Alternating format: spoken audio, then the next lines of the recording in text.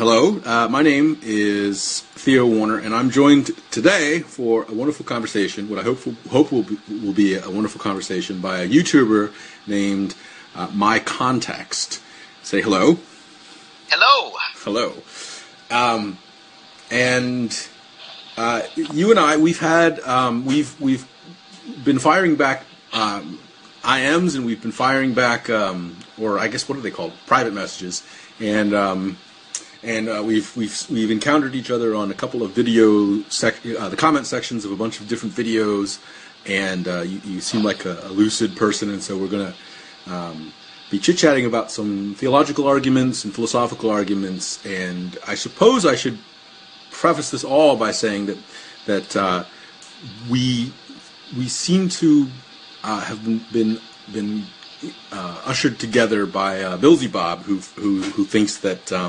Who, by the way, has said to me that he expects you to kill me. So you're burdened with that, at least.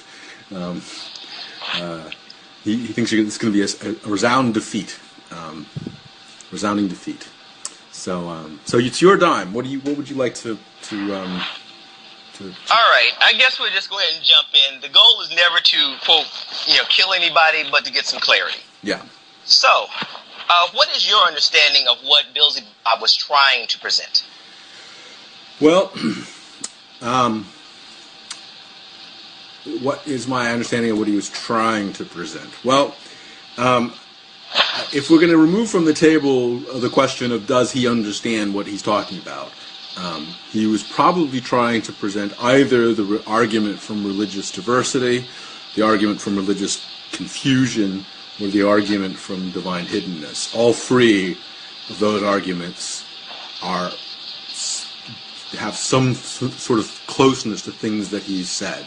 Okay. I haven't actually studied those particular arguments, so I'm going to ask the question. Does the state of affairs that are in contradiction to the claim, is that in any way covered in any of those arguments? What you'll have to back up a second. Which claim? Okay. Well, I guess we have to define claims because there's an assumption of claims, but granted, we really do need to state what the claims are. Okay. So what is your claim with regard to a claim of a God? What is your notion? I have made no claim. Please present a claim, or do you lack a claim? I'm not making any claims at all. I have made no claims at all. Beelzebub has not. He had the opportunity for me to make some claims, and I have yet to make. Oh, that's my sorry, and I haven't really made any yet. So okay, then let's take some basic claims because the issue with any and all discussions with regard to the claim of a God hinges on what is it that you're actually claiming, and quite frankly, absolutely, the word has no meaning. Since it has no actual reference point from my perspective. And from mine as well.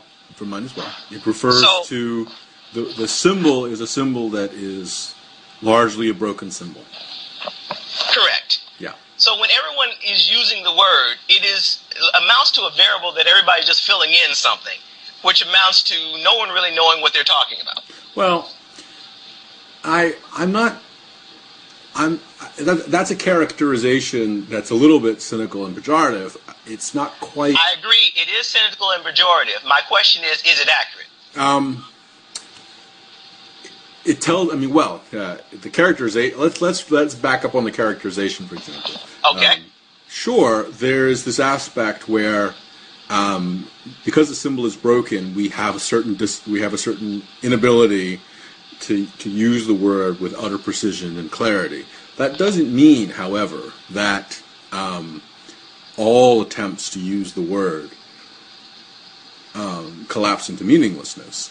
My comment on that is that the meaning is a contrived one at best, since it has no actual base. Well, for example, the notion that what the word God refers to cannot contain contradiction, for example, strikes me as being hard to argue with. I suppose it's possible that there exists a being that is capable of contradiction. Might have contradictory attributes, right? But I think we can say that being does not exist. So we can build up some content in that regard.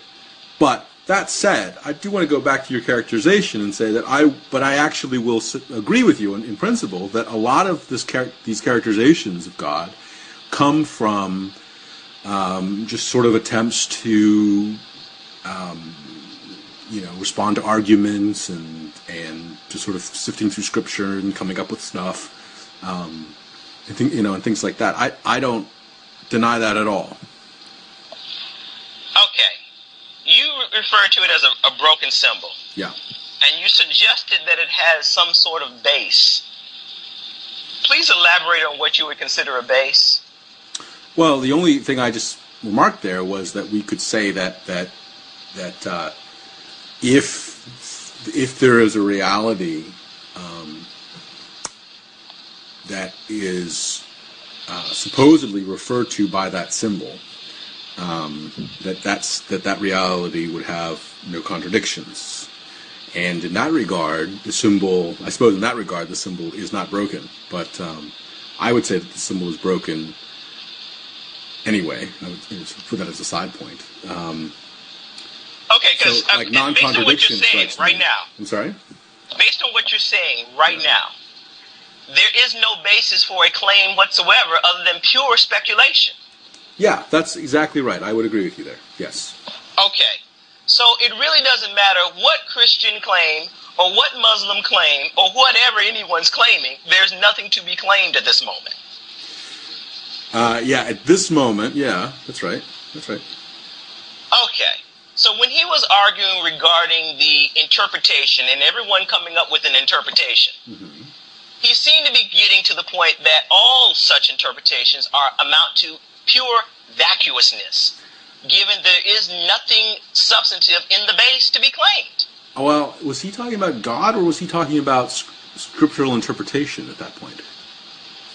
Well, all claims of God, for the way most people claim it, I had to say most, because there's a disconnect between the way philosophical inquiry on the topic proceeds versus how the layman proceeds with it. Sure. So from the standpoint of the layman, the scripture and what is being claimed are more or less meant to be synonymous.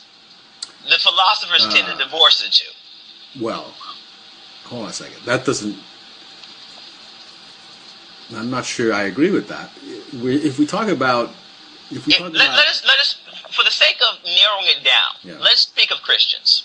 All right. When they go to make a claim of a God, what are they using to make a claim of a God on the basis of?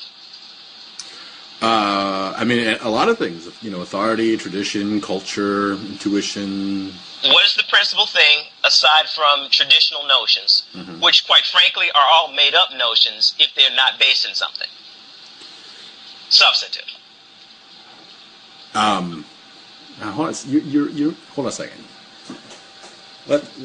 You're saying that all traditional notions are made up if they're not... Basically, traditions are things that we do, that we decided to do for whatever reason, but they don't really necessarily have a intrinsic requirement in any moment. That's just the way we did it at a particular thing with regard to some traditions. I grant there may be some basis as to why a particular thing was done at a particular point in time, which may no longer have any relevance whatsoever, yet people still do it. Sure. So when I speak to it having no base... All right, so we lost the phone call there, so we'll start again. Or not start again. We'll continue on where we were. I think you were saying something. My point was with regard to notions of tradition. Yeah. There may have been a point in time which there was a point within whatever schema of things that existed that it had a point. But many things with regard to tradition have long lost whatever initial notion that it actually had as a base. So it has in effect become baseless point of the people who are now trying to carry on said tradition. It has become, in essence, what? It has become... baseless. Oh, baseless. Baseless. As it relates to what the people of a current time actually understand about said thing. So let's put this into real terms. Like, Okay? let's take, for example, something like Thanksgiving dinner, for example. Actually, that's too recent. Let's go with something a little easier for people to understand. Let's take the eating of pork from the standpoint of Muslims. The what of what? Eating pork, or shall we say the prohibition against eating pork. Okay. Now, at one point in time, it may be that people were dying from having eaten pork. It may well be that they were not cooking it properly. And as we understand, there is a worm, I think it's a worm, that lives within pork that if you do not cook it properly to kill the worm, you wind up dying from the worm yourself. Yeah. Okay. So it is easier to tell people that the food is cursed as opposed to, when you don't know what the details are behind it. Yeah. So it may well have been that they were dying as to why they started claiming that pork should not be eaten. Yeah. But that was on the basis of what they did not know, and also on the basis of what they did know as regards to what would happen if you did eat it under the circumstances that they lived. Yeah. So there was a reason behind not eating it that no longer applies because we know what's required to prepare it such that we won't die from it now.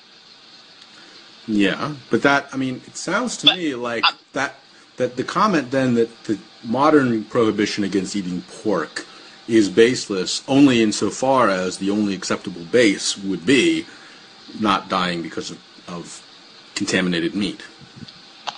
Correct. So you're not accepting within your understanding of the word base something like religious adherence. That amounts to we do it because we're doing it. You've not given a rationale other than we're making up something to claim as a base. So no, I'm not. Okay, so you're because not. Unless there's a rationale for it, and I do mean an actual, this will cause harm, this will do something. Mm-hmm. Just doing it just because amounts to we just decided to do this. It has no base from my standpoint. Okay. All right. So we disagree on that standpoint, and that's fine. So where were we other than... Well, I'm going to share a note, though. I do acknowledge that people do buy into the idea of honor, but everyone's notion of what is or is not an honorance of someone else's notion or an honorance of a memory varies. Sure. But that would be a purely personal notion, not a dictate that would be reasonable upon any group of people. Again, you're moving the goalpost here into the word reasonable, which I would say... I'm going to say reasonable in the sense that unless it conforms to the individual's notion or a group notion as to a sense of personal stake in some fashion, mm-hmm. It doesn't amount to reason for most people. So if I were to say that we need to cut your arm off, it would not be reasonable to you to do so unless it meant your life if you didn't. It has to be some stake to you to make it rational. Yeah. And again, that's a perfectly acceptable understanding of what reason is, what makes reason, what becomes reasonable as you evaluate things in history and in the present. It's one that you can present before me and say, would you accept this? And I would say, I just don't think it explains very much. It doesn't really, it's not something I particularly inhabit when you say it that way. So we have a very fundamental difference on how we're going to evaluate these things. A very, very, very fundamental way of Give me your fundamentals in terms of evaluating reason. Well, you're asking an extraordinarily difficult philosophical question here. I'm actually, at this point, I'm not asking it from the standpoint of pure philosophy. I'm asking as you, as a person. I'm not sure that makes it easier to answer. It's intended to. Because typically we have things that we personally like or adhere to. Yeah. That are not necessarily reasonable or even philosophical, but it is the way we actually look at things. Yeah. So I'm acknowledging the humanity in what we do? I would say that, and I would say that this is more explanatory of human behavior, is that we tend to, I think, balance the instincts or the our desires, I guess, for something like a balance between goodness, beauty, and truth is probably how we, if I were to try to articulate that philosophically, it would be something like beauty, goodness, and truth. And is that your position, or are you just stating a philosophical notion? It's a philosophical notion, but it's one that I think is much more explanatory of the behavior we see in the world. I agree there's a certain amount of explanatory power, but do you hold that position? I don't know. I don't know what holding a position means, other than when I say holding a position, it is one that you think and you feel that you operate under, as opposed to a notion that you find to be nice or compelling, yeah, but not necessarily reflective of who you are or how you think of anything. Yeah. I mean, I would say that it's one that I sort of hold to. Again, I mean, you're asking what do I believe about these things, and I have to say that I don't put a great deal of energy or focus into or sort of awareness into trying to articulate those things very much and trying to understand those things very much. So I don't know. It's an idea that I think works. I think it explains a lot. It's easy to inhabit. It makes sense. Does it determine my actions? I don't know. Okay. Then let us return back to Billsy's position. Okay. Because the reason I was talking about tradition and reason, we all have our notion of what is or is not reasonable. And whenever I use the word truth or reason, it is not necessarily about my particular bearing on the subject, but what I expect, and I acknowledge this, is a point of expectation as to what others would understand and would be capable of accepting.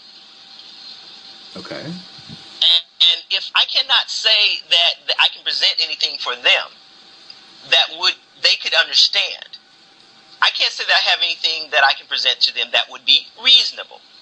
So if I had an experience, and let's say I saw, aliens, yeah, that might well be true. But unless I have some basis by which to present something to that fact, it's a pointless statement to others because there's no basis by which they can accept such a notion as a general rule.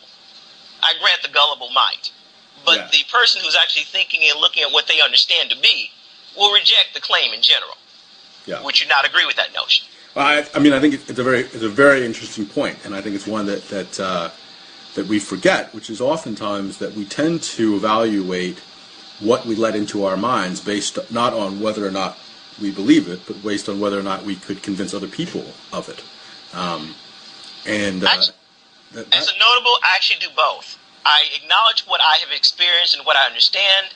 I also acknowledge what I expect or don't expect others to understand. Yeah. And I keep them because every once in a while there will be something that I didn't understand or I couldn't explain that I can explain at a later point that would make some sense that I couldn't do before, and it was pointless to even try. Yeah. Yeah, I mean that's probably you probably have a very I'm just already remarking on this. We clearly have rather different minds. They're organized in very, very different ways, which I enjoy. Just in terms of our sensibilities, I would say that most experiences are very difficult to convince other people have occurred or were real. But they fall within the boundaries of what we would call ordinary experience, and so we tend to just defer to our sort of common humanity and common experience when talking about things. I mean, there's really no way I can demonstrate to you what I had for breakfast, but we all know that I probably had something, and unless it's an ostrich egg, it's pretty believable. It wouldn't, and no one would be arguing about the mundane things. Yeah. Yeah. But the moment we get to extraordinary things, then the question becomes whether it actually happened or have you lost your mind. Well, I'm saying it as an extreme to bring the point. Yeah, it's not whether it happened or if you lost your mind. I'm saying also, it as I'm acknowledging that it's not a true dichotomy. Yeah, and I'm acknowledging that these are extreme points, and there are many different points along the road between the two. Yeah, and then of course perspectives possible. But the real point isn't whether or not it happened or whether or not you've lost your mind, but whether or not it happened and you can talk about it in a way that makes sense to other people. Actually, given who we are, whether we have indeed lost our mind or faculties at some point, unfortunately, has to stay on the table. Oh no, I didn't mean to exclude that. I'm saying that the third thing that we have to think about when we talk about communicating extraordinary experiences is the unfortunate problem that most extraordinary experiences will defy our ability to talk about them. And I will go one step further on the extraordinary experiences. If a person could accept that they had an experience and could actually say, I had an experience, though I don't expect you to just accept my experience as true, but I did have it, and it may be worth exploring at some point, that would be great. Yeah, but the moment that a person takes their personal experience, whatever that may be, and declares it to be true, and proceeds to act as if everyone else should be compelled to such a notion, becomes a problem. I entirely agree with you, and a great deal of the animosity that I've earned from Christian theists over the years has been based on pointing that out. So I'm with you on that.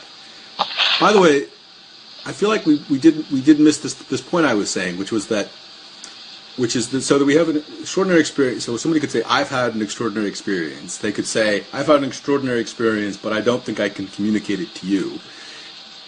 They could say, I've had an extraordinary experience, but I could not have had that extraordinary experience as well. You know, they could hold this out and say, I simultaneously recall an extraordinary experience, and I simultaneously am aware of a theory that would say I might be crazy, and I'm in no position to comment on which is the case.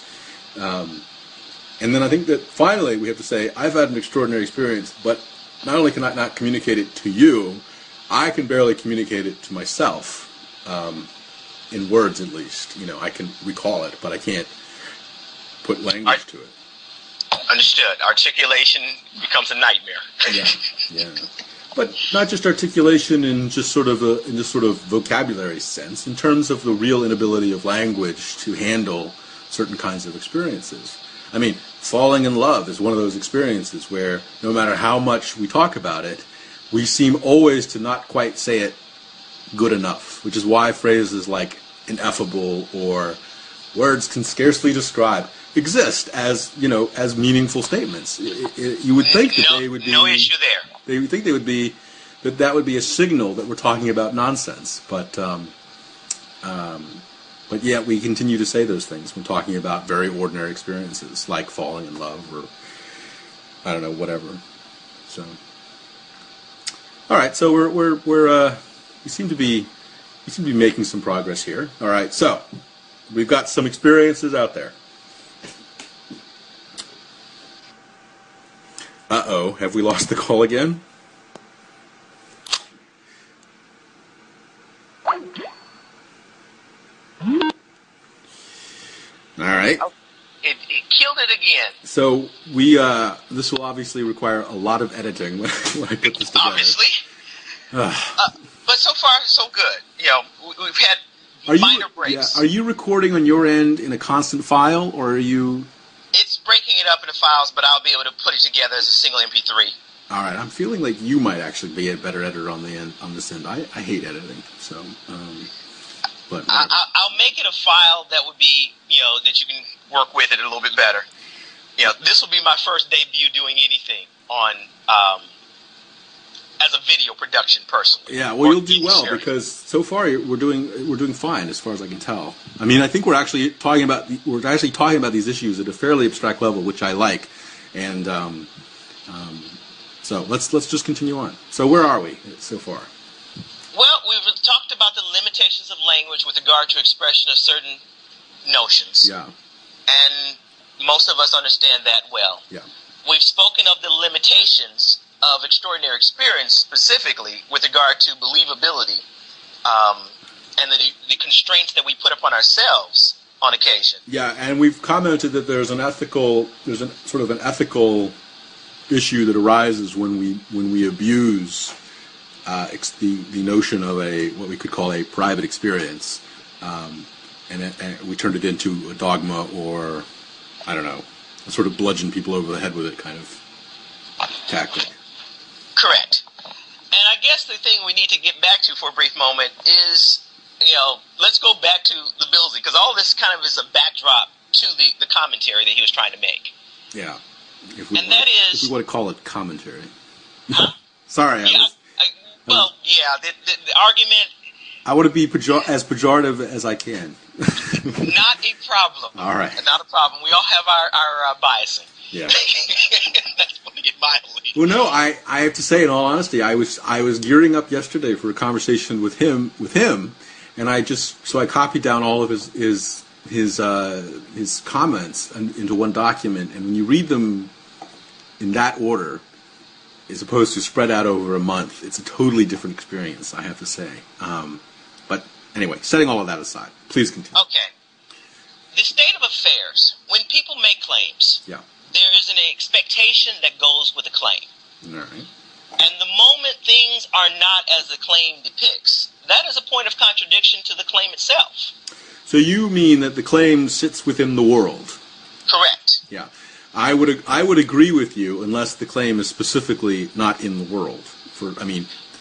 Understood. But if the claim has exist. effects that are supposedly affecting the world, then it's also a claim of the world, is it not? Say that first part again? If the claim, whatever claim I'm making, if it has any intersection with the world, or would affect what you would expect to see in the world, then it is also a claim effectively about the world too, at least in part. I understand what you're saying.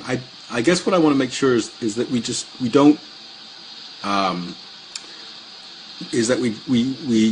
you seem to know the difference between these words, of course, but in arguments there are hypotheticals, there are assumptions that are made that we then prove later on or disprove later on. And Understood. These are all separate intellectual maneuvers apart from a claim about the world.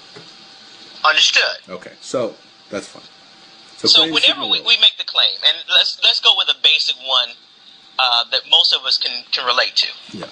If I was introducing someone to you and I said they were a nice person, they are giving, and I said all these, quote, nice things. Yeah.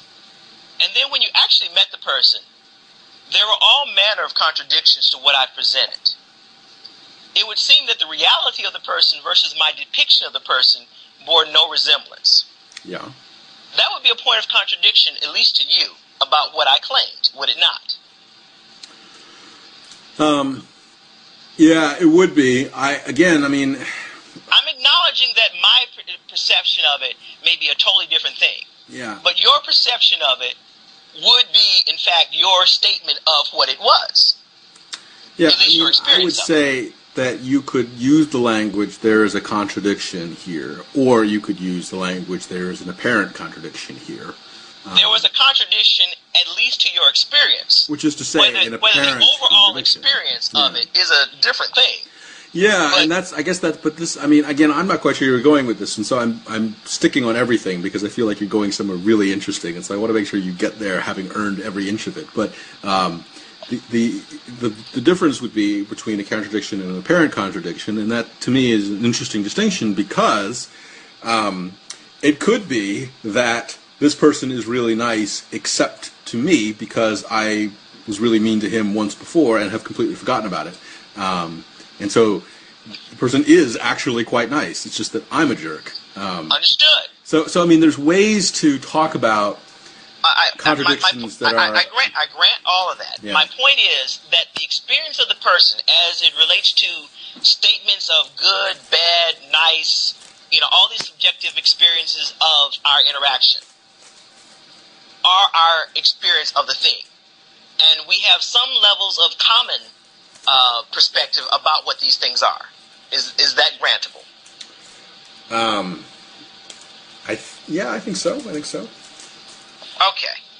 So our notions of good, I grant that we don't all share the same notions of good. I grant that we don't all share the same notions of bad. We have a lot of variability in those terms. Yes. But there are some core essences that we tend to share. Yeah. So the idea of me chopping somebody up would not be considered humane as a general notion. Okay. Is that agreeable? Sure. Okay. And with regard to whether a person experiences, and this is another notable, if I were to say that I'm a good person, yet no one experiences this good that I'm claiming, would it be considered from the general notion, from others, the group notion, that I'm in fact good?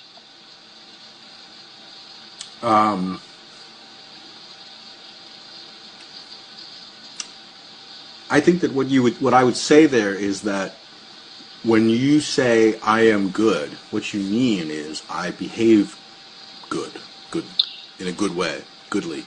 If I make the declaration of good, in whatever connotation that I put on my statement of good, Yeah. and the general consensus around me is that I am in fact not good, from your standpoint of the general consensus, is that true or not true with respect to them? With respect to them, is that true statement? And I'm speaking of subjective truths here. Yeah. I grant that. Yeah. But would that indeed be the case? That you're not good? That I'm not good? I mean, what I'll say is that the common agreement that you're not good exists. Okay. Yeah. To what extent? Okay, I'll go with that because we do have the common agreement, and that's all that I'm getting at. Yeah. Because to the extent that we can call anything good is the extent to which we experience it as a good. Correct? Yes. Okay. And to the extent that it does not bear any relationship to that notion is the extent that it's something else, but definitely not good. Okay. Okay. And if we extend this out to, claims of God or claims of anybody, for that matter, that knowledge or expectation of what should or should not be is ever present, either as a group notion or a singular notion, but it is ever present. All right. So when I say, based upon the language, and at this moment I'm speaking specifically of biblical language, that there is a certain amount of expectations based upon the language, it has everything to do with the way the people understand and experience said language. Okay. Okay. Now, we have the claim, and let's go with the generic claim of an all-knowing, all-powerful entity. All right. That wants belief in it. Okay? That's a basic depiction of something that has, let's say, unlimited power, has enough knowledge to carry out whatever, because it knows absolutely everything. Yeah. It has a desire to achieve a particular thing. Yeah. And one would think that if it has all the power in the world to do so, and all the knowledge that's necessary to do so, then there would not be the state of affairs that we have, given that statement. Yep. Okay, at the very minimum, there should be no retarded people, because that would preclude that statement from actually being possible. Yep. Okay. Now, I have to say that there's nothing. I can agree with what you've just said, but the question is, what do you think the conclusion of that is? And then I think that's where we'll start disagreeing. Oh, well, I've been looking at contradictions all my life, and everyone seems to be ignoring the contradictions, or are incapable of processing them for some reason. Yeah. Okay. And those are the things that kind of rub me wrong, because either there's some kind of mental defect occurring, or somebody's lying at times. That's my experience. Okay. Whether it's true that they're lying or incapable of processing it or whatever, I don't know. Yeah. But I'm telling you, it is an experience that people are lying regularly to prop up a notion. All right. Well, hold on a second. I, by the way, totally agree with you on that. I assure you, I am deeply critical of theism in much of its manifestation. My point, though, when I said, "What do you think the conclusion of that is?" My conclusion, my claim on that is that the claims as presented cannot be true due to the contradictions. Yeah. So let's for the sake of everybody listening to this, and I'm sure that we will have literally thousands of people listening to this. Let's make sure that we know what we're talking about here. This is not a problem. Yeah. This is an argument that is called. Let's see, which argument is this called? It's called the argument from. Well, let's see. How did you present it? All powerful, all knowing, and wants to be worshipped, and so the existence of disbelief. So this is the argument from yes, disbelief. But I went one step further. I went one step further to get around the confusion that seems to occur around that. Yeah. And I went to the mentally retarded to indicate that there are times when there are people who are incapable of belief. So we don't even have to debate the notion of belief at that point. Right. Okay. Yeah. So, all right. So I'm just trying to get my handle on what we should call this argument. I think it's the argument from disbelief, right? I think that's probably the best. I would say it's an argument from a disconnect to reality, from my standpoint, because it's not matching reality. It is a complete contradiction to what we are seeing. Yeah. Well, so we need to back up one step here. The problem with most arguments, which conclude something like "therefore God does not exist," is that they equivocate. Oh, notice I was very clear on this one, though. Yeah. I didn't say God, because every time we use the word God, that broken word, we are throwing in all kinds of who knows what into that. Yeah. So I spoke to a specific claim of the concept, because you can't really talk about anything without having some clarity about what it is you're talking about. Exactly. Now but you say that in positive terms. I think that's a criticism that can be returned to whoever just made this argument, which is specifically that really what's happened here is not an argument about God per se, whether that refers to anything or not. What it's an argument about is a collection of attributes. And then saying, well, that collection of attributes cannot coexist in one being. I would not say that. Okay. Because we don't even have the being to claim the attributes for. So all these things, from my standpoint, are made up. That's trivial. I agree with you. I have to say, but see, people presume that there's something upon which to claim the base. And that presumption is a part of the arguments that people tend to make, which is baseless. That's not what you just said. That doesn't matter. The point is, when you gather these attributes together to level this argument, all you're really doing at the end of the argument is saying that therefore you can't gather those attributes together and call it a coherent thing. So. I've heard many versions of these arguments. The arguments from disbelief, reasonable disbelief, from a variety of things.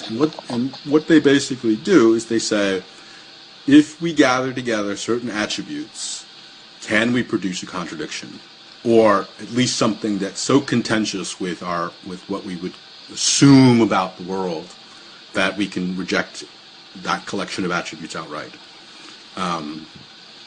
And I mean, the classic little puzzles like, can God create a stone that even he cannot lift, is really about putting together two attributes, all-powerful and, or I guess two implications of being all-powerful. And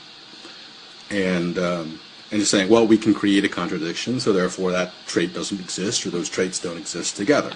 In anything, in God or in any being, or just in general.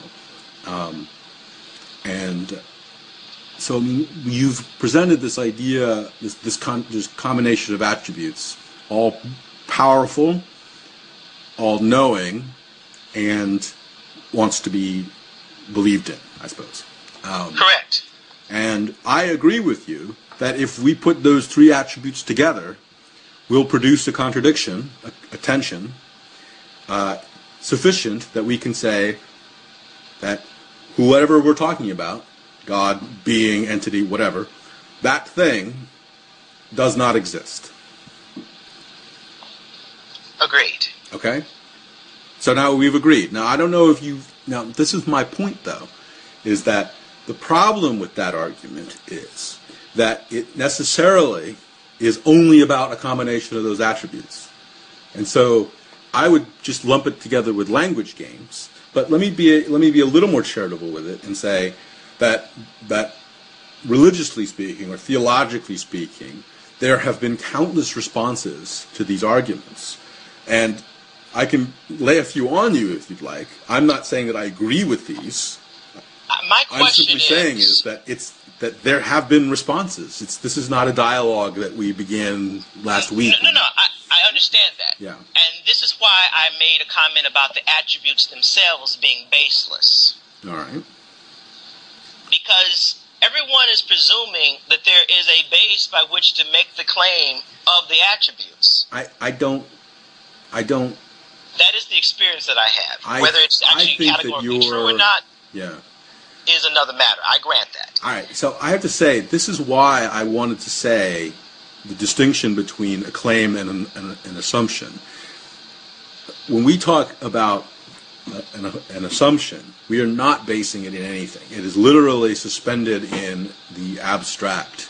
And we're testing to see if this thing in the abstract could potentially exist in the real. Not even does it exist in the real, just saying potentially could it exist in the real. So there is no interaction with reality at this point. We're simply saying in the holodeck, you know what that is, right? From the, yes, Yeah. Star Trek, well known. Yeah. In the holodeck, could there be something that has these three attributes? Here's the kicker, though. You know, If you're going to speak of it, in what frame are you speaking? From the standpoint of the philosopher or the standpoint of the average person? I guess of the philosopher at this point. I think we left the average person a few hours ago. Or what time were we at? An hour ago. Okay, because if you're going to speak of the philosopher, I would dare say that they have long left the land of belief a long time ago. Well, that's what they're doing. Is that we're speaking in pure abstraction. We're saying in abstraction could these things exist. In abstraction, we can play games until we get something that is plausible. And this is the issue, right? If we can do that, if we can talk about a plausible God, and the problem is that it's actually so easy to do is to come up with a plausible God. As a friend of mine has put many times, once you invite the magic, you can do just about anything. I'm there, and I actually created a construct just for that purpose as well. Yeah, and so this is where the issue becomes, I think, where I think all atheistic arguments will ultimately run aground. Is the problem is that because we're talking in abstraction, it's very easy for an interlocutor to simply add an attribute or redefine an attribute or whatever, and the argument will collapse. Actually, there's a point of dishonesty here. Okay.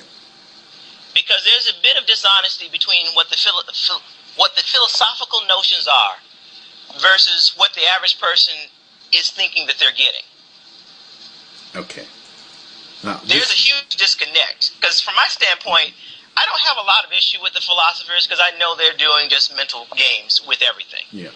But when they do it upon the average person, they're effectively lying. Because they're misrepresenting what the base of anything is. The individuals who are laymen are assuming that the Bible is the base of the claim of God, and they're going from there, not knowing that this has become a philosophical game. Well, and they've become a part I suppose I am forced to agree with you, although, again, I'm not sure that the weight of the criticism will agree on the weight of the criticism here. It seems to me like the criticism there would just simply be that the average person isn't philosophical. And And they're making claims that are essentially philosophical in nature, and then sort of being pedestrian about it, whereas they should be all philosophical, where you would stop criticizing them because then they're just being philosophical. Correct. There'd be no point in me criticizing. But the reality is they're presented as if this was real. Yeah. And the fact that they're being presented as if it were real is the real issue. Because there would be no other issue. There would be no one going on about we should do anything literally if they understood that this is just talk. Yeah, and that is I have to say, I think that is a wholly different criticism. Utterly. I mean, it's not really connected to the specific criticism of the argument from disbelief or the argument, all of those arguments. At this moment, there's no need. Yeah. We can talk about the validity or invalidity of any given argument, whether it has merits or no merits, whether it's even possible, not possible, that's fine. Right. But the moment we declare any one of these arguments as if it were true, well, we've just destroyed a lot of people in that process. Because we haven't clarified the fact that this is all abstraction, and we're playing games. Yeah. With possibilities. Yeah. Yeah, I agree with you. I don't disagree. Yeah. Yeah. So this is the issue that I'm having, and I'm going to devote a bit of time. I'm actually going to collect a bunch of videos, actually sit down and make a few DVDs dedicated to pulling all this stuff together, because no one's being honest in the mass. I'm not going to say no one as a categorical, but as a general statement. The believers are not being honest with each other. Well, at least those who know. Yeah. I think that's where your argument, your commentary is going to ultimately fall short. It's fall short to whom and for what reason? I think that I guess that the issue is how closely is your language going to actually describe religious experience? Well, let's go ahead and address that, shall we? All right. Most people, there are a lot of religious people who are in church at this very moment. Yes. And they're being told various passages from the Bible and presented as if all these things are spiritually inspired and there is a God which is directing all the things that they are being presented from the Bible. Oh, I mean, again, that's... As a mass. Yeah. This is the mass notion. Yeah, I have to say that there are lots of distinctions in the language you're using that I think are important to draw. Understood. But in the mass notion, is this not generally the case? I would say no. I think that there's more. I think that is sufficiently simplistic that I can reject it. Give me the nuance that you're looking for within the depiction of what is going on today. Yeah. So, I mean, for example, the idea that I have to remember. I have to go back to your exact language. Did you say that that God directs everything? Is that what you said? God behind the idea that there is a real entity. Uh-huh. Let's go with that as a general claim. Everyone is being presented the idea that there is a real entity. Okay. And the Bible is in some way a depiction of this real entity. Yeah. That is what is being presented today. Yeah, and I would say that that's simplistic. So this is a fair distinction I could draw. So we have on the one hand the claim that the Bible is a depiction of this real entity, that somehow when that the words contained in the Bible will in some way communicate reality. No, I did not say communicate. Well, it is in some way related to a real entity. Ah, well, okay. So there's a distinction right there. I can't specify what any given person looks at that interlinkage as. Yeah. I'm acknowledging that I don't know, because as I listen to the different belief claims and the nature of the different belief claims, they're miles apart and they're focusing on massively different things. I'm there. Yeah. So the best I can possibly say with regard to a general claim is that they are being presented the idea that there is a real entity and that this is associated with that entity, whether it be the Bible, the Quran, or the Torah. Yeah. They're all suggesting a real entity. Yeah. And so I guess, at that point that I'm not sure how your criticism is different than the sort of straightforward criticism, but God doesn't exist. It just seems like you're saying much more than that. I'm saying that a lot of the people, and I'm going to say the pastors who've gone through theology, know it not to be true. See, so they are effectively misleading people. And that is I guess that's a good way to put this. That's not a that's a criticism if it's true. It's just not going to register with religious experience. I'm not speaking to the religious experience. That would be a psychological thing, and that would be a topic unto itself. I guess what I mean is the experience of people who are religious. Understood. And I would have to explain the nature of the psychological things that are happening to them as a byproduct of the experiences and the information that they're getting and what it generates in them. Yeah. I'm not speaking to that because that's a whole topic unto itself. You see, when that billboard went up that said, it's a scam, I think that most religious people looked at it and just said, no, it's not. And that was about as interesting as that conversation got.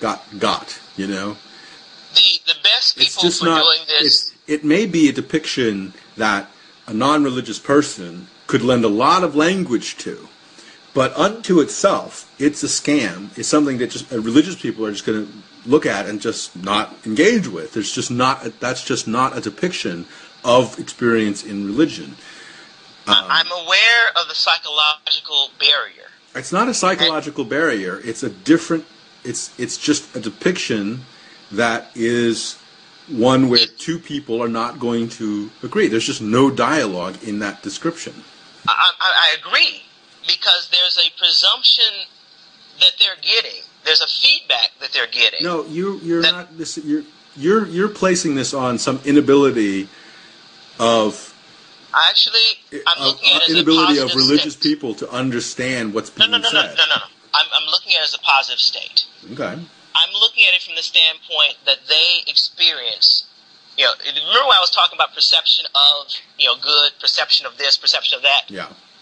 I can never ignore that with regard to anyone's given understanding of anything. Yeah. So from the standpoint of religious experience, they're experiencing a good. They're experiencing things that support the notions that they are being presented in some fashion. Whether it be confirmation bias or any number of other factors, it doesn't really matter what they are at this moment, because the reality for them is that they are experiencing this. And one cannot ignore experience in general. And I've got to just ask, it also could be, could it not, that, in a logical sense, it could also be that their experiences really are supernatural. I have a hard time suggesting such a notion is even plausible. Okay. So let's shift this to a real conversation then, about something a little more interesting. Not interesting, I guess that's the wrong word. Something a little more where we could debate a little bit, I guess, because it seems like the point we're making here is just about characterization of how you might structure this dialogue. But I think that there's actually going to be a real disagreement here when we say, when we talk about something like religious experience. Hold on. There's a major difference in terms of presentation. If I was trying to convince, and I do mean literally, trying to convince a believer that their beliefs were not true, I would have to take any individual believer and understand what is it that they're claiming. So there is no statement in general that I can make to most, because there is no commonality of why they believe. That may be. So the people that I actually do speak to, the first question is, what is it that you're claiming? Yeah.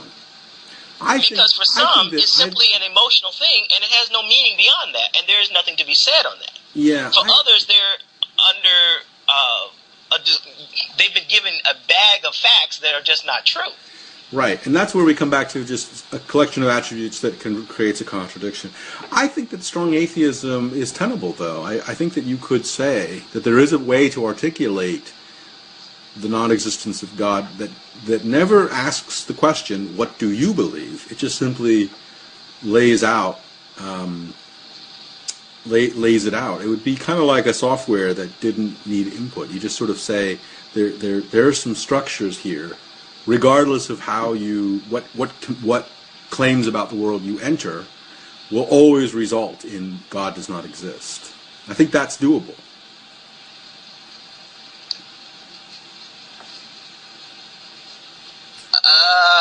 I would like to think so, but as I look at it from a philosophical standpoint, I find it difficult to imagine at this moment. Okay, well, that's... And I guess I say that because... I'll do that for homework. I have a lot of faith, as it were, in the imaginations of people. Yeah. I mean, I guess it depends on what we mean by God does not exist, of course, because, I mean, somebody could claim that God is an entirely fictional character, therefore he exists, right? I mean, that could be this clever little trick somebody could play. Like I said, there are a lot of things that people do with the notion, and it all stems from the idea that they're being presented that is true, and they're trying to create notions that resonate as true in their mind. Right. I agree with you. I mean, a great deal of what we call theology is sorting out what therefore must be true if God exists. I agree. Yeah.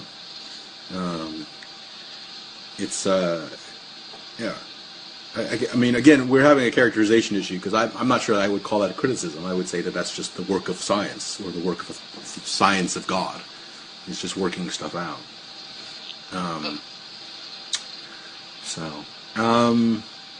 Well, we touched ever so briefly on the supernatural, and you said you couldn't imagine that, or something like that. No, I have no basis to make any claims or notion about that concept. It has no validity from my standpoint. It's funny, because I would say so, too. I think that the distinction between the natural and the supernatural is largely artificial. So, I guess that didn't go anywhere, did it? At this moment, when someone says supernatural, the first question is, what are you claiming? Because everything, if it exists from that standpoint, it can't be something beyond existence. Well, and that depends on what we mean by natural. Now, one way to get into this is to replace the word natural with some claim about things. Like, I mean, one way to argue is that the natural is governed by laws, and the supernatural is not. Actually, if you're going to claim that anything, unless there's such a thing as a true random, anything that has a structure of any sort has a set of rules associated with it. Yeah, and that's why philosophically we have to say, then, does something like free will require the supernatural, or is it actually an extension of the natural? And actually, I would disagree with the idea that free will actually exists. Which is to say that we would call free will an extension of the natural. No. I'm saying that everything is deterministic. I'm not saying that there is free will. I'm rejecting the claim of free will. That's what it means to say that free will is an extension of the natural. It's simply governed by laws. Is what that would. Okay, so so when you say free will, I got you. Strange notion for when you say free will, what does that mean to you? I mean, it's well, when you refer to something, when you refer to an idea that you're contending, you have to be careful to not beg the question. So when we say free will, we're referring to the proposition that people make choices free of influences. Okay. They are actual. That there's actual. You know, that's where you get into these little language issues. You could say things like there's actual agency or actual autonomy or actual choice. Blah blah blah. So those kinds of that kind of concept. Now, it may be that free will is ultimately in contradiction to some other thing that we determine to be true, like that we have no way of establishing the supernatural, and so therefore we could talk about determinism and say determinism. But that doesn't mean that the words free will become incoherent. What it means is that we've proposed something and disagreed with it. We don't have to, you know. No, there's no issue there. Yeah. My question was, what were you referring to when you used the word? I was referring to the thing in contention, not my actual conclusion about the topic. Okay. Because the notion that people have free will versus the nature of what we're calling free will seems to be a bit of a disconnect at times. Yeah, and that may be a language thing. I'm not sure. Okay. I'm not sure. Because in the pedestrian sense of we have choices, free of coercion, then I'll go with the notion of free will. In the sense that we're untethered from prior causes, I'd say no, we don't have free will. Yeah. And so then therefore what you're really doing is just defining the limits of choice, and that's correct. That's fine. And like I said, no issue. I can adjust the language and just find out where are we. Because there are a lot of nuances, as you pointed out, with regard to language and what meaning could be and how it could be interpreted. And where in the conversation are we when we, because sometimes, like I said, you can propose something without endorsing it. Like, I really think that when I was, Bilsy-Bob and I were talking, and I said, I think what you're referring to is the argument from non-belief, is what I said. No, what did I say? The argument from divine hiddenness, I said.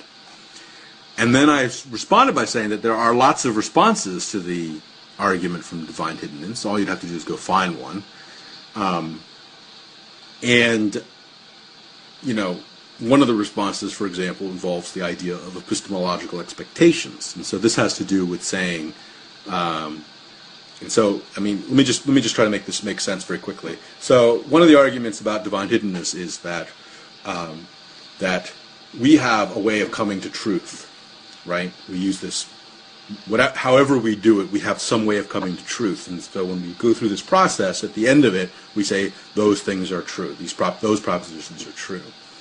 For the most part, this method of coming to truth can be talked about in very lucid terms. I mean, it becomes once we start talking about all the things that we believe, you can start to break down this into patterns, and there's certain rules about how we come to truth and so on.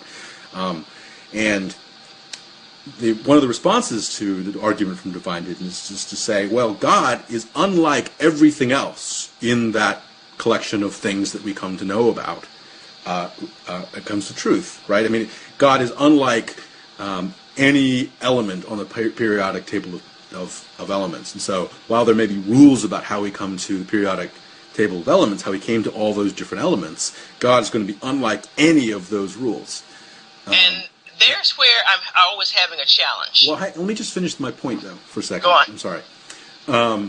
So that's just one response, is to point that out, is to say that God coming to knowledge of God is going to be unlike our investigation of geology or whatever.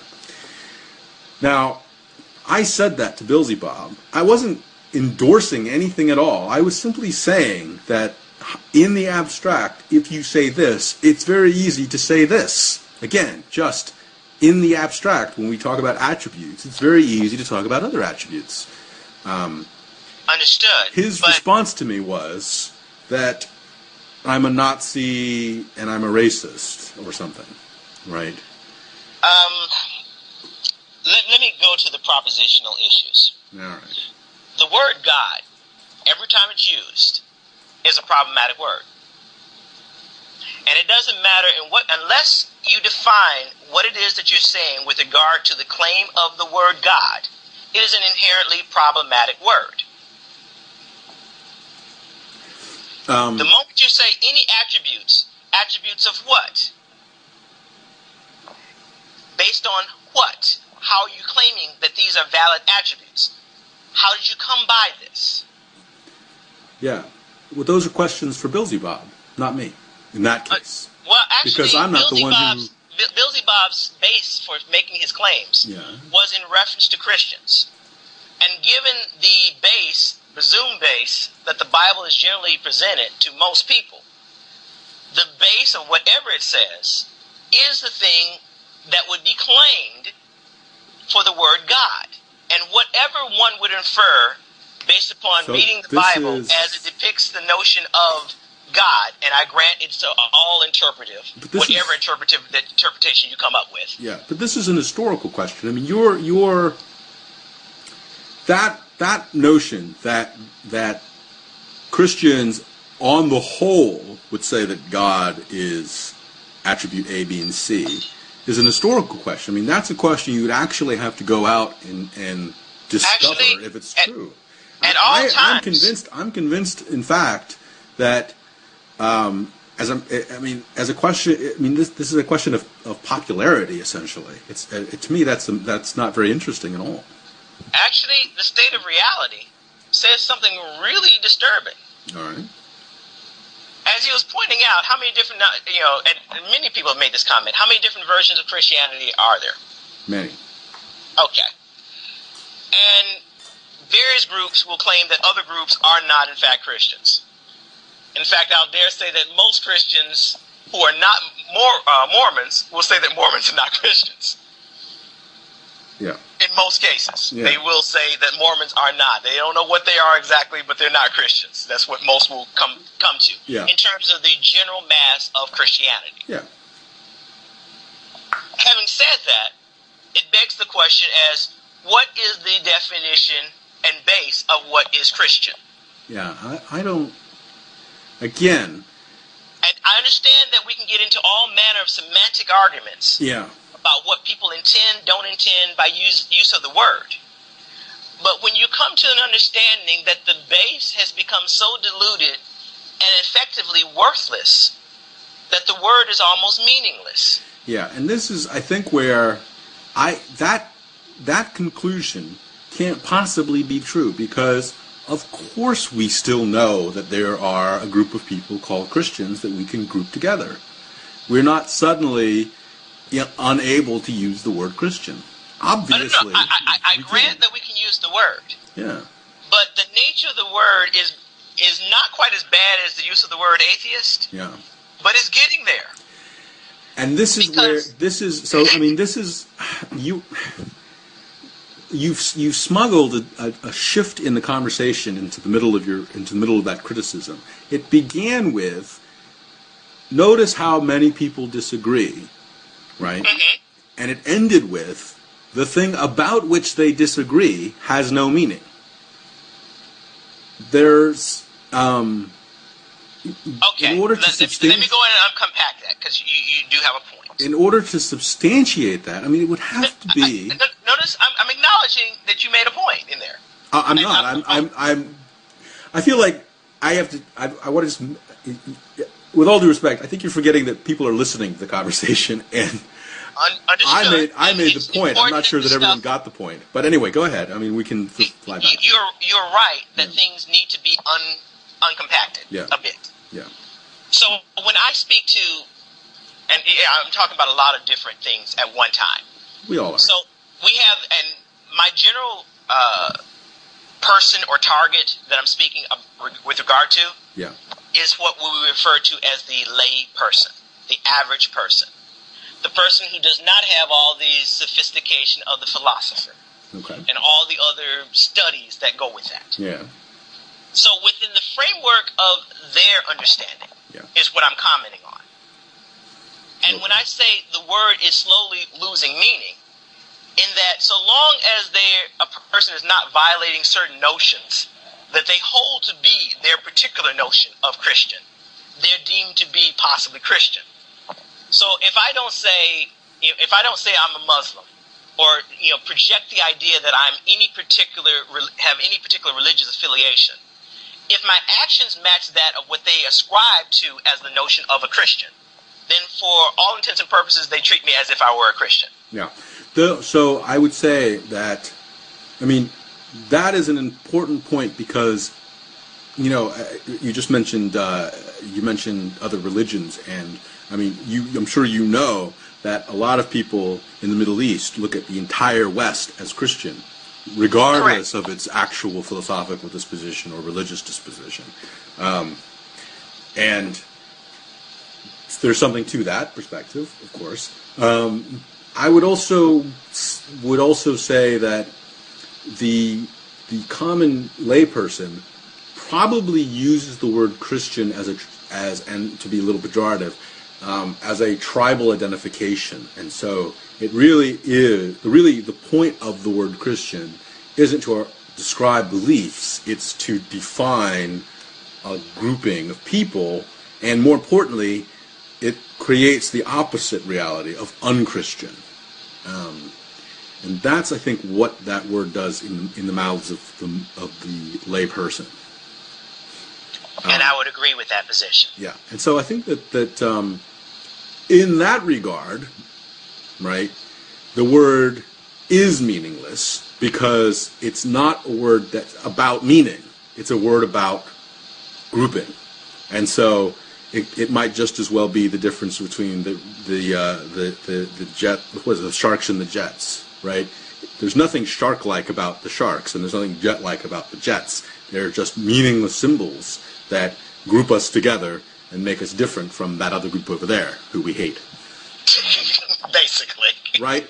So in that regard, the word is utterly devoid of meaning. But let's remember that the word has another existence altogether, which has nothing to do with grouping people together or not grouping people together. It's about whether, it's about the actual beliefs that go into this. And in this regard, I have to say that it becomes fairly easy to say that the word Christian clearly refers to a set of beliefs. There's obviously disagreement about those beliefs, and the nuances there become infinite, and that's why we have 38,000 denominations of blah blah blah, and that's why we fight wars. Inter-Christian wars happen all the time, and that's why it's almost impossible to say that any one belief within Christianity is actually universal.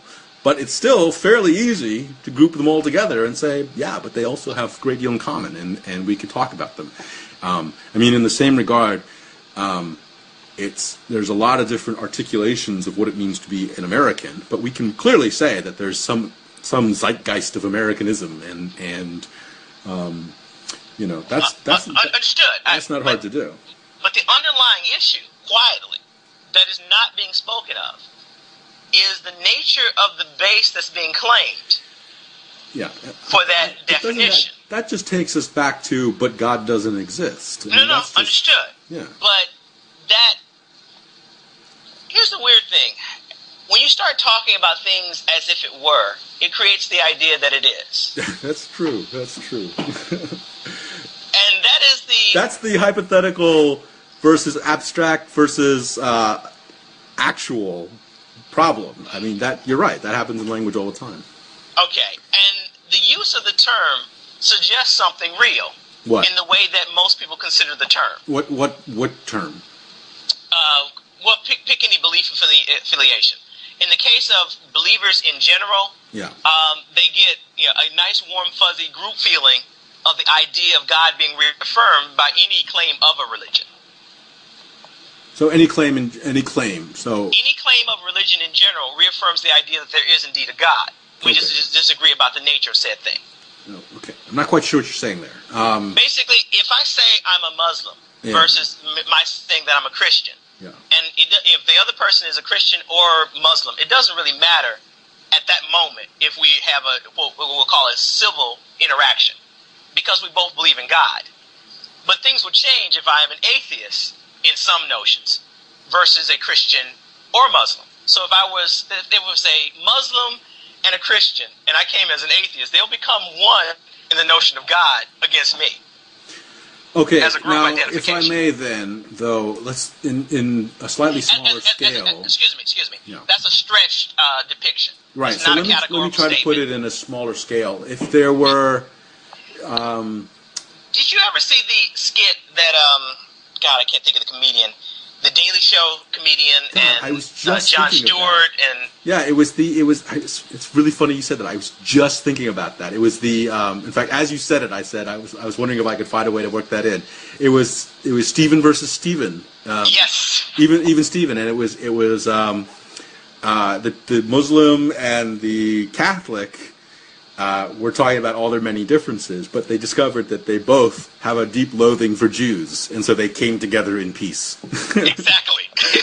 They were united in their anti-Semitism. Exactly. Yeah, right. And I realized But hold on a second. I have to say that I think that that's the first usage of the word Christian, which is about tribalism.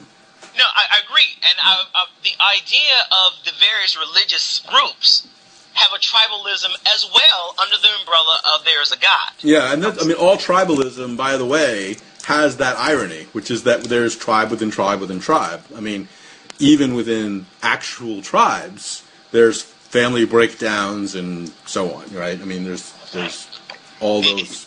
That's a reality. Oh, we could talk about that for days. Yeah.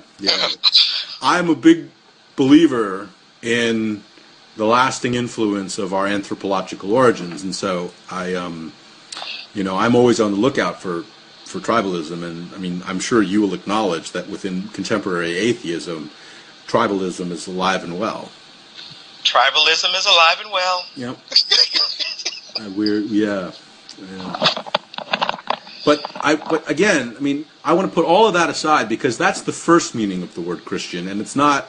It's interesting. Don't get me wrong. It's interesting. At this moment, I'm going to acknowledge that in terms of the labeling and however we should use a labeling, that's a minor issue. My point for trying to get back to it was what he was trying to present, and what he seemed to be speaking to the way that the average person presents the notion.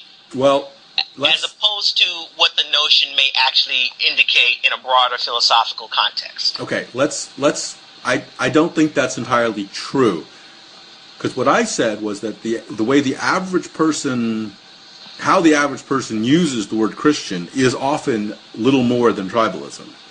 Agreed. But what I want to say is that in order for his argument to make any sense whatsoever, or even for there to be a potential response, we have to take the word Christian out of the tribal meaning, the tribal comment, because that really is just meaningless. I mean, that is just meaningless groupings, into something that is meaningful. The word Christian has to at least be intended to have some content. Otherwise, all he's really pointing out is that groupings are arbitrary. And he can make that comment, but it's not very interesting. True, it's not interesting, but it is the case, and that's the. But it doesn't allow him to be an atheist, because we've just said that atheism is as tribal. It just means that that's just another group. So this has to be about truth, right? I mean, there has to be some aspect of tracking to truth. Otherwise, we're really not talking about anything. In the way that the word is used. Yeah. There's an assumption of a truth behind the word.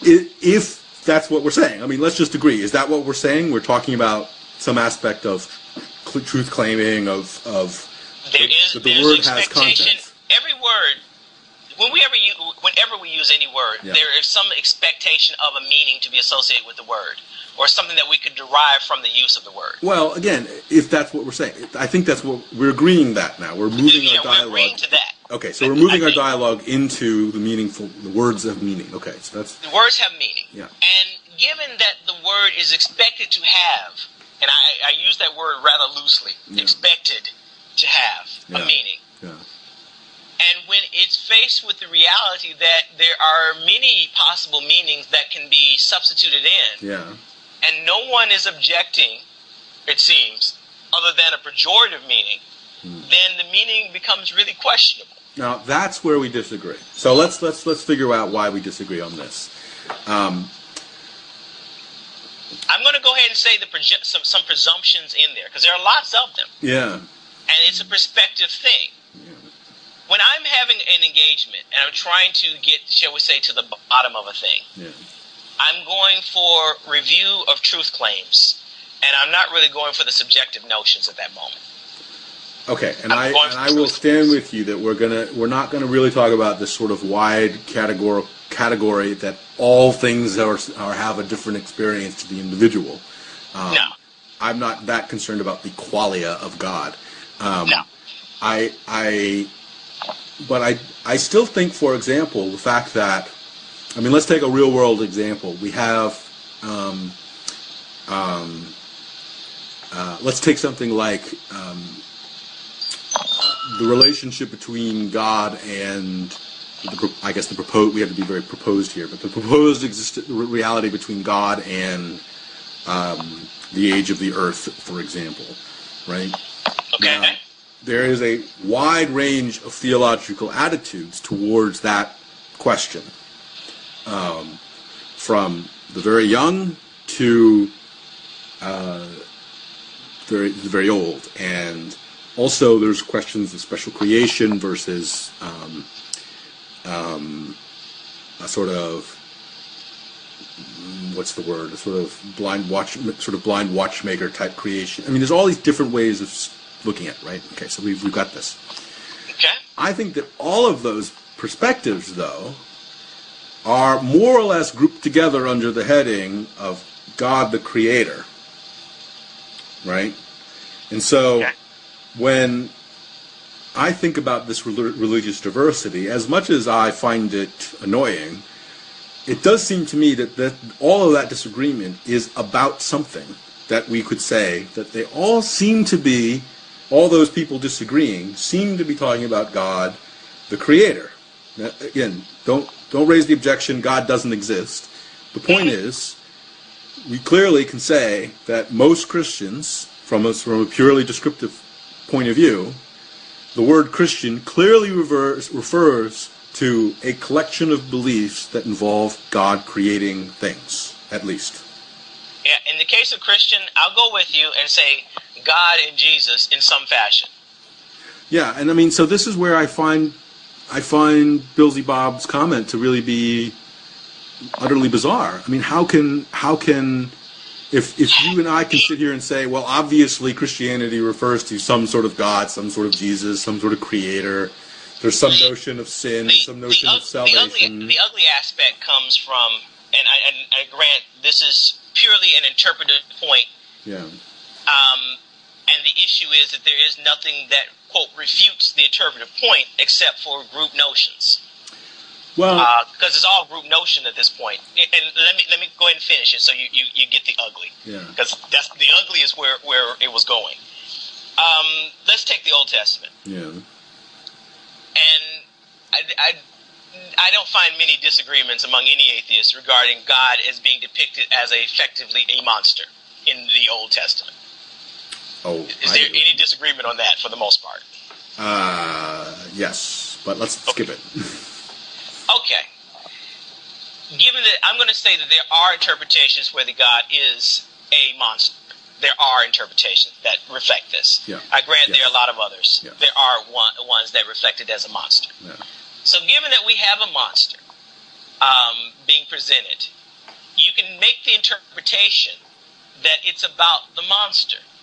Now, I grant you that this is not the position that most Christians take because they don't see it as a monster. Yeah. Because the idea of it being a monster is an interpretive point. Yes. And how you take any particular scriptural reference and rationalizes it, determines whether or not you will take it as monstrous or appropriate from a divine sense of some whatever. You know, it has the right to do whatever is what I normally hear. Now, I created a video that attempted to point out the problem in what you've done here.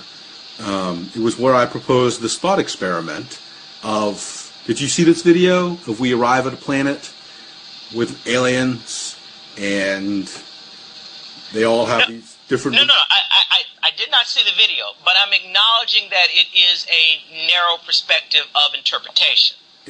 I would say that it's narrow to the point of being in contradiction to what the word interpretation means. The word interpretation... Actually, I I wouldn't say it's in contradiction to it, but I do say that it's taking great liberty with. All right, and that's fine enough. It's not one of those that we'd want to really debate from my standpoint. Maybe I'm not from your standpoint. That some depictions are better than other depictions. Well, yeah, exactly. Some depictions are better than other depictions. Yeah. Correct. I'm not going to argue if you can hold on to that idea, then it becomes very problematic to say that all interpretations are equally valid. And so, I don't hold to that notion. Yeah, right. Okay, so we have to go all the way back again. Hold on a second. We have to go all the way back again and remind ourselves that what we were saying was that the word Christian is ultimately meaningless. We've already said that it's only meaningless insofar as it's used as a tribal identity. There, it really is meaningless. But we're saying that for the most part, when people use the word Christian, they intend there to be meaning. And so, hold on. Technically speaking, even in the tribalistic sense, it's not meaningless. You're right. But in the context of what we're trying to get at, I grant that certain labels have more utility. And we're saying now that the word Christian, we said we moved the conversation into the realm where words have meaning, and the word Christian, we agreed, clearly refers to a group of beliefs, and that while those beliefs are furiously contended in their implications and their specifics and in sometimes even quite broad strokes, the overall, it's overall very easy to say that the word Christian refers to a collection of beliefs. And so it's not meaningless, which was, I think, one of Beelzebub's theses. And then we began talking about the idea of interpretation, and we've already also agreed that the idea that all interpretations are equally valid is one that is completely inconsistent. It's not supported, and inconsistent with the idea that, of course, there are better interpretations. But there is one more point with regard to his argument. There's one more point that goes with that. Okay. And the other point is, if there is a presumption of an actual standard, okay, then all these varied interpretations are not acceptable. Now, I'm not sure that that's different than saying, I think I'm right. If you're going to claim an authority sets a standard, and we're going to go for this notion of absolutism that's implied in this notion. Yes. And that, just follow me for a second. Yeah. When a Christian claims that there is a absolute moral value, and they're going with the idea that there is a absolute lawgiver, and they're specifying God to be this absolute lawgiver as to how things should be, that also suggests that there is no variation from what's being presented. There's no variation? No variation to be accepted beyond whatever is the depiction that's being claimed. Yeah. Now, I grant you, there's nowhere near a case, nowhere is there any way that I can even see that is achievable, given the conflicting claims that they make. Yeah, and I'm not sure. I think you may have just done this thing that I tried to talk about in this one video, which is where you've accidentally endorsed a position that you don't mean to endorse. And I think... Well, let me see if I done that or not. Let me see if I can finish it so we can see. My commentary is that if you're claiming that there is an absolute something, okay, and it has an absolute specification, then the fact that there are variations of what would theoretically fall under the specifications says that that can't be so, is what he was getting at. And what I would say is that, I don't see why that would be the case, because if there, again, this is an attribute of God question, but we're saying if there is a God who actually, has some... this is not attribute of God. This is a statement of dictate of God. Okay, we have to talk about this in concrete terms. Like what? Give me an example. You shall observe... what's a good example? You shall pray only to me. You should pray only to me. And you shall not work on the Sunday. You shall observe the Sabbath. You shall observe the Sabbath. You shall pray only unto me. You shall. There shall be no homosexuality. You are permitted to kill them or whatever the dictate may be, because I don't know the specific dictates on that. No worries. I understand what we're talking about. We're talking about these specific. Okay, so now your argument seems to be, and I know that when I say this, you'll say that can't possibly be what I'm saying. Go for it. So, let me just say what I've retained from what you've said is that if God said that nobody could disagree about what God means. So if God said that you shall observe the Sabbath, that we would all sit around and know exactly what he meant by it. Exactly. And I have to say, I can't understand how you would possibly say that, because I can personally think about 12 meanings of the word observe. Understood. But if we're presuming that there is such an entity that is all-powerful, all-knowing, then there should be no disagreement about what he means. Why? Because it would have it within its power to address our state of affairs, such that we would at least understand. So, I have to say, I just don't follow that. It seems like you've invented a meaning of the word all-powerful that somehow translates into speaking in a language that is defiant of all the laws of language. Actually, there's an expectation with the idea that is not met. And I grant you that the expectation may in fact be wrong. But obviously, there is no agreement. And obviously, and it's not obvious. No, I want you but there is an expectation. It's not obvious, but there is an expectation that if there is such an omnipotent entity, that there are many things that should not be that are. But let's not talk about what should be and isn't. What should be, you've said that what should be is that his usage of the word observe would result in only one interpretation understanding of it, in all minds. Yes. Why would something all-powerful use the word observe in a way that can only be interpreted in one way? Why? My point is, the idea depicted says that you have an entity that has a certain set of expectations, desires. It's presumed that it has the power to meet these desires based upon the statement of the claim. It has the power to meet these desires. You mean that if whatever it is that it wants, it will affect in language. Correct. Okay. In this case, it would be about understanding. So however it would be the case that we would come to understand the dictates, because it should be a singular set of dictates if it were pronouncing it, given that it has all of this ability and knowledge. Yeah. The state of affairs is a contradiction to that claim. Okay. That's the totality of the argument. If there is a God as depicted, and we're going with all these characteristics of omniscient, all-powerful, etc. Yeah. Then the state of affairs the state of how things actually are is a contradiction to that statement. So given that there are all these different interpretations. Don't forget that, all right, rephrase that, because you've got to remember that we're talking about and wrote the Bible. It's got to be in there. Because we're talking about interpreting the word observe.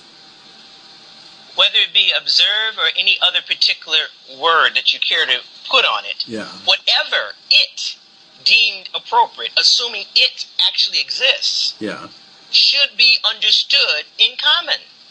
Why? Because it has presumably, and this is again an assumption given based upon the claim, that it would have the power to deliver upon this universal understanding of what it wants. Yeah, and so I have to say that you are simultaneously criticizing the thing you're assuming. You're assuming that its goal is for us to all observe the Sabbath when the words "observe the Sabbath" occur. And then you're saying, well, how can we disagree? Because God wants us to observe the Sabbath. That doesn't make sense insofar as we only have the one data point to refer to, which is the words "observe the Sabbath." Let me uncompact this a little bit. Yeah. If there is indeed an entity that is all-powerful, that wants anything, is it at least a minimum expectation that it would be able to present what it wants? Is that a basic expectation that should be had from your standpoint? Well, I'm already anticipating an objection here, so I'm going to go for it and say it. I'm going to have to say that. I mean, again, this is the problem, as far as I can tell with the argument, is that if you limit your attributes to God to those that you've just named, what you'll result in is a God that does not exist. And I'm with you there. That I'm agreeing with. What I'm saying is that it's probably, I mean, according to the set of beliefs that we've called Christianity before, there seem to be other attributes of God that come into play. And so let me put these on the table so that we can start talking about these more meaningfully. For example, most philosophers of religion will say that the word is not omnipotent. It's maximally potent. It's translated in Latin from the phrase omnipotentus. It means maximally in English, which means that there's a limitation on it. It's not all powers. It's as powerful as possible, is really how it should be phrased. And so this creates certain limitations, and I think we have to acknowledge these. Language, for example, is a limitation. In language, so for example, if God is going to use language to do something, he can only do what language can do with language. He's not going to be able to accomplish something that language can't do. And this is where I have to remind you that you've already affirmed that one of the laws of interpretation, or one of the laws of language is there are many interpretations. I am there. So I guess what I'm curious about is then why do you think that God, the thing that uses language to do things, would be able to do something that language can't do? It seems like actually, you're mad that God carved a statue out of stone that isn't, also transparent or something. I mean, it's you're asking language to violate the laws of language. I understand what the claim is. I'm speaking of what the argument's expectation is and what it's premised on. Yeah. And it's premised on the idea that, and grant you, it's not just about language. It's about what the total statement of what's being claimed versus the state of affairs. We have to focus on language because we are only talking about the fact that there's interpretive differences. Okay, let's for a moment suspend my commentary regarding my arguments specifying, a set of attributes. Okay. Okay, let's suspend that for a moment. And let's dissect Billsy's position. Because it's a simple enough position that is a problem that no one seems to acknowledge. Well, and at least to me, it's not acknowledged. And I've actually said this argument once before. I just didn't recognize it in the form that he said it. Yeah. And my initial argument, personally, that reflects the same sentiment, is if there was indeed a God, there wouldn't be this confusion about a God, which is the argument of the confusion of religion. Correct? I have to say that in the most simple, its most simple, almost emotional utterance, what you're saying is basically this idea of, well, why do we all, if there is a God, why do we all? It's the argument. Who was it? Was it Turing? I want to say it was Turing, but it was the argument. Where are they? Do you know that argument? No, I don't. It's the it's not Turing. Well, anyway, it was somebody. A paper had been published talking about the odds that there is extraterrestrial life, and it was argued that the odds that there so many planets and blah blah blah, that there almost certainly is extraterrestrial intelligent life out there, right? And so the great response was this: well, where are they? And it's the way that it positions it is it's a very nice response. It's simply saying, well, if they shouldn't we have evidence that these little guys exist at this point? I mean, if they're out there, we should, And it's really, essentially, that is the most basic form of the argument. We're saying, if God exists, shouldn't it just be kind of obvious? Shouldn't we all just know? Actually, it's not exactly the same argument as what you presented regarding I'm saying that in its most simple and almost emotional form, I think that's all that argument amounts to. Now, we can lend it in specific language and we'll deal with that. But I'm saying that I think that that's about as simple as simple as you can get it. It can't get down to that. What's that? It cannot get down to what you presented. Okay, well. And the reason that it never gets down to what you're presenting is the same reason that all the analogies of God to a parent fail. Okay. To a parent, you mean to a father figure? Is that what you're saying? Yeah, that's what they usually saying a father figure and so forth. Yeah. It doesn't work simply because what you're claiming to be this thing is far beyond that thing that you're suggesting. At least in the attributes and such that you present it as. Okay. Such comparisons are meaningless. That given could the scale be, upon what you're presenting. Yeah. I mean, I think that most religious symbolism most religious symbolism is poetry. It's about creating bonds of human understanding. It's not really.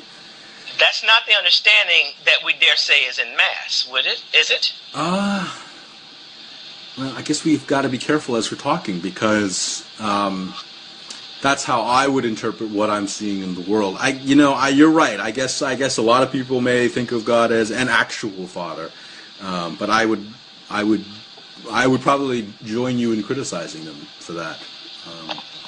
Yeah, because I hear the analogies and I realize that they don't understand how pitiful what they're saying sounds to me. Well, I'm sure they don't realize how pitiful it sounds to you, but the point is that they don't necessarily realize the difference between an analogical comment and a descriptive comment. There's going to be a fairly big difference between the two. But we've got to go back. We keep missing the conversation. The point I was getting at is, whenever you present whatever notions, there's a set of assumptions that go with that notion. Yeah. That you have a certain set of expectations based upon those notions. So the moment you have this idea of a super powerful entity that has a wish, it would seem that wish should be done. So here's the second. Yeah, this was the second point. Now, the first objection I had was that maximal power in God speaks to power within laws, within limitations, within laws, and that language contains laws, and so therefore it's not appropriate to imagine that God can violate the rules of laws, the rules of language. Therefore, many interpretations would exist. My second objection to the argument would be that when we say wish, we all know that there's a difference between the goal and means of a wish. When I wish for world peace, I don't wish that my enemies would die. I wish that we would get along. Right? So we can clarify the wish. We can talk Understood, about. Understood, but when we say that God, but you're confining the word wish within the human context of the understanding of the word and our intrinsic limitations. You speak of a all-powerful entity of whatever level of power you wish to present the idea. No, this is not about means. This was about the goal. The goal, when you said the goal of the wish, or the object of the wish, was to be believed the ability. Basically, what we would like to be the case, whatever that is that we'd like to be the case, for us is intrinsically limited by what our means of delivering upon that notion is, and our ability to do whatever that notion is. That doesn't stand the moment you say all-powerful or maximally powerful. Right. So this is where the argument. Yeah. We're agreeing, but we're disagreeing. I guess as well. The goal that you defined initially was that God wants people to believe in Him. Correct.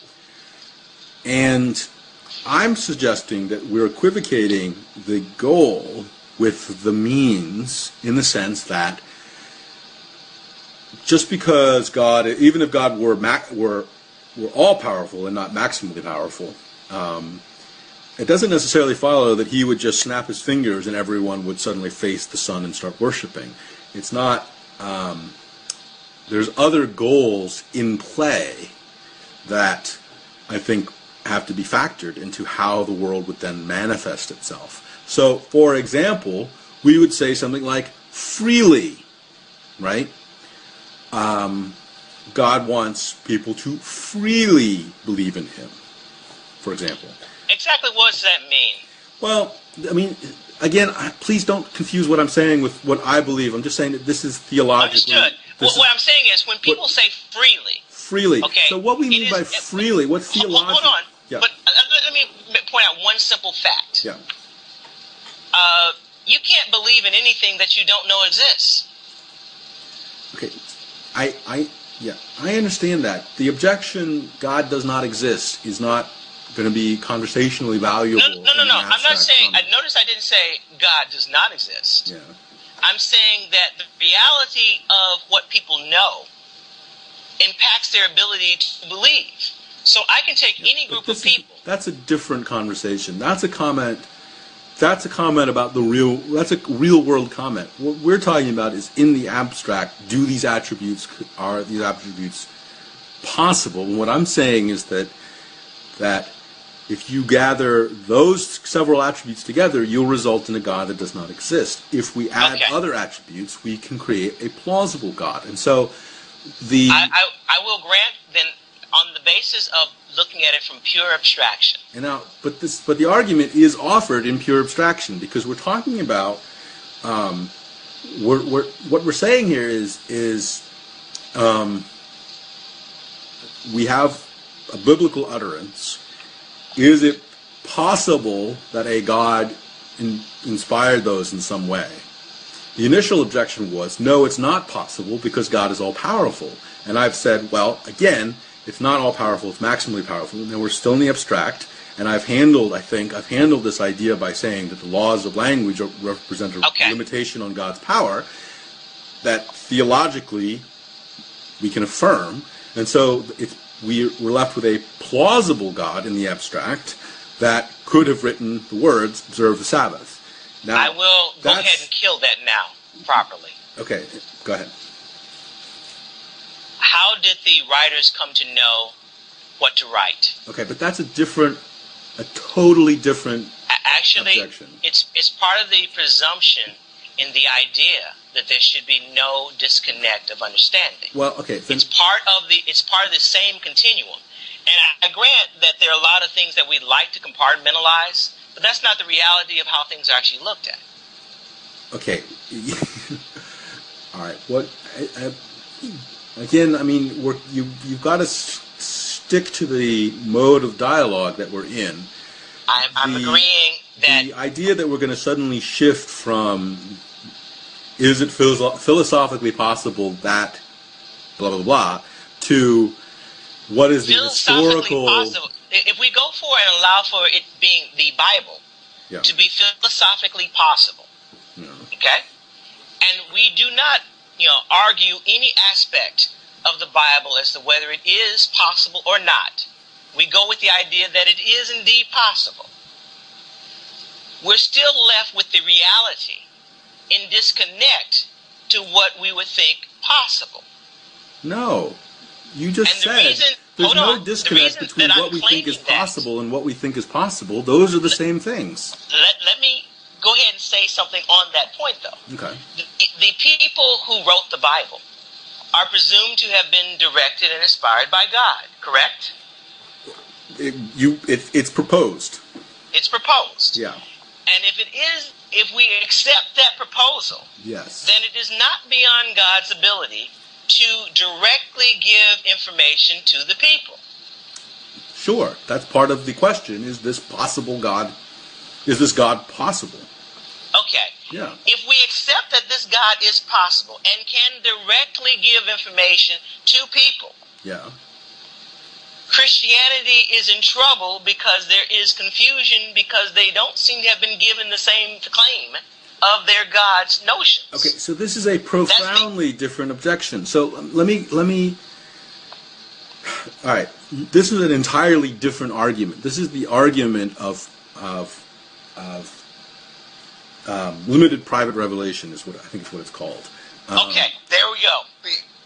And this is I appreciate that you're being very thoughtful and you're engaging these points very seriously, but I want to remind you, this conversation about 35 minutes ago, we got into this conversation about specifically why the phrase "observe the Sabbath" was incompatible with the existence of a God, and I'm saying that it's only incompatible with the existence of God insofar as you limit God to certain characteristics, and that it's fairly easy on a theological level to respond that God has other attributes, so that the problem would then wash away. Now, I don't know if you're willing to accept that or not, but we haven't really resolved that question. No. You're now raising a second argument, which is an entirely separate argument, which is the question of saying, regardless of whether or not God inspired the phrase "observe the Sabbath," oughtn't God, who can inspire anybody, inspire all people equitably? And this is an entirely different argument. It's an argument about why our private experience with God is inconsistent. It has nothing to do with biblical interpretation at all. It's simply another philosophical question, which says, if God can communicate specific intentions to Frank, why then does John have a different private revelation from God? Now, my question, to go with the prior points of argument, is there any theoretical notion that allows for all these points to resolve the contradictions that occur in any given one of them? I'm sorry. Is there any? Raise the question. Is there any particular notion, any particular claim or depiction, or however we want to phrase it, in terms of what is being claimed as God, attribute-wise, that would allow for all the claims to disappear in terms of the contradictions to the claims? Oh, I hate to be snarky about it, but you could just say God is mysterious, and you'd probably handle every objection in one fell swoop. Yes, except the moment you say God is mysterious, you also lose the right to make any claims about what God wants. I have to say, by the way, absolutely, and I really want to endorse that wholeheartedly, because I think that when you really buy into the notion of mystery, you stop talking. And that's why I think silence is oftentimes the best response to a lot of theological conversations. Yeah, well, when they say mysterious, you've lost the right to say anything. So that's easy to me. This is where I remarked earlier that once you admit magic, you can do anything. And so, it's what happens is you should be silent, but more importantly, if you talk, you can't be wrong. And it's a double-edged blade in that sense. Which is why I like to know what is being claimed. That's all. Because I realize you can't really address anyone without knowing what they're claiming. And I can make a whole bunch, I guess, talk forever about issue upon issue upon issue. But it's meaningless unless that's the point that they're looking at. Yeah. So let's just go back and make sure we're a little bit tidy in some of these conclusions we're drawing here. Okay. As we approach the 2-hour mark. I think we passed it. There's only a couple of arguments that I think are still on the table. The first was the argument about whether or not it's plausible that a God inspired the Bible. And correct me if I'm wrong, but I think that you've acquiesced and said, in fact, it is plausible, but it only rests upon certain other significant problems, like how do we even come to any knowledge of God at all? Well, if I were... None of the comments that I can possibly make are non-contingent upon other notions. Right. So, if I were to engage any particular philosophical position on the plausibility, there's a whole bunch of other things that I have to reject given the state of affairs. And I say that given that if I were to say that, God inspired the Bible, then I have to also suggest that he's not entirely about truth, and do a bunch of stuff to resolve the inherent problems in the Bible with such a claim. Because if you're going to claim that it's all-knowing, then you would expect that there would be no errors of fact, which we found many errors of fact as presented. Yeah, wait, hang on a second. I feel like you just may have backtracked. Basically, I made for the sake of argument a moment ago, I conceded for the sake of argument. But there's no basis for me to work with the notion of God, given all the contradictions against the notion. But I was saying if I were to go with the notion of a God, then I wanted to know whether there was anything that resolved all the arguments against it in terms of contradictions. Okay. So and I have to say that I'm not convinced that you understand what it means. So when we're talking in the abstract... Hold on. When I say abstract, I'm looking for a particular abstract notion to work with. Because you cannot just say abstract, because that becomes an anything variable that you cannot really address at all. Okay, what I'm saying... You still have to come up with some kind of construct to talk about. When I say abstract, I'm saying remove the attribute of existence from your consideration of God. And then say, what remaining attributes are there? And then just add them on one by one. So there's none, and then you would add one in, and then add another one in, until you arrive at a contradiction. That's how you would handle it, right? Now, the point, though, is that in selecting these attributes, it's fairly easy to add attributes that create contradiction. It's not at all difficult. In fact, that's mostly what what atheistic arguments are, is just adding these attributes in until you create a contradiction. And the most famous is omnipotence. You would think that would create a situation in which God can create a stone that even he cannot lift, which is a contradiction. So, not hard to create not hard to put those attributes in there to create a contradiction. The point is that somebody can then turn around and simply author another attribute, one that isn't a contradiction, and then hands you that and says, "All right, now do that one," and then can you create a contradiction? And that game, it's like the game of magic, with the cards. It's not hard to play that game forever, because no matter what contradiction you create, somebody will simply rewrite the card until it's different, until no contradiction is created. Now, my point is that therefore, it's very difficult to say that we exist in a world in which it is impossible for a combination of traits to have authored the phrase, observe the Sabbath, because the game can go on forever. It's very easy to respond to those kinds of arguments. What I would say, however, is that it's very hard also to say that we live in a world that's necessarily one where a God authored the phrase observe the Sabbath, because that is equally that equally presumes that the game has somehow resolved itself. Because then an atheist could come along and just simply say, well, no, because God, blah, blah, blah, and then the game has to continue. So the only thing that really can happen is that the two people can say, you can't win. If that makes sense. Okay. In the abstract, I agree. Okay. So in the abstract, I have to say that at that point, you're agreeing with me that Beelzebub's argument is ultimately not going to be successful. Now, we can shift the dynamic of that argument tremendously into something like in the real world or as people mean it, or something like that. But that's going to dramatically narrow the scope of the comment, in the sense that it's fairly easy to say that Ray Comfort is wrong about everything he believes.